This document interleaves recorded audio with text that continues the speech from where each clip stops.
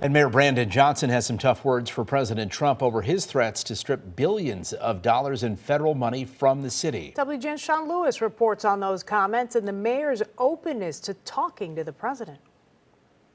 Well, good evening. The mayor's weekly press conference held near his fifth-floor City Hall office took on an adversarial tone today when he lashed out at the Trump administration's policies and their potential impact on the city of Chicago. And look, he's not going to hold the people of Chicago ransom. In what he hoped would be a moment to highlight progress. Vehicular hijackings are down 53.7%. Shootings are down as well.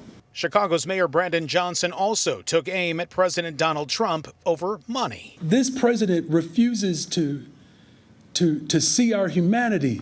Johnson says gains in education, in fighting crime. We cannot allow gatherings to turn violent. And disruptions like teen takeovers take a holistic approach. We need accountability, of course, but we also need investment and resources. Those resources, though, take money. Last week, President Trump threatened to withhold all federal funds from sanctuary cities and from schools like CPS that have diversity initiatives. That could mean billions to Chicago gone.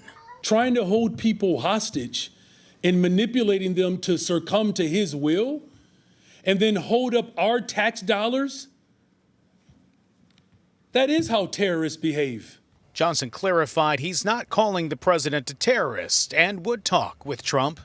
I am open and willing to talk to anyone, whether it's the White House or whether it's the fifth floor. I have a responsibility to working people and advocating on behalf of working people. But trying to force your will to break the spirit of working people in order to have a conversation, that's terrorism. I'm not kissing a ring, okay? And the mayor says much more does need to be done when it comes to investment in the city's youth and stabilizing the city's finances, both of which, he says, can be done despite the wide differences between his administration's policies and the White House. Near City Hall tonight, Sean Lewis, WGN News.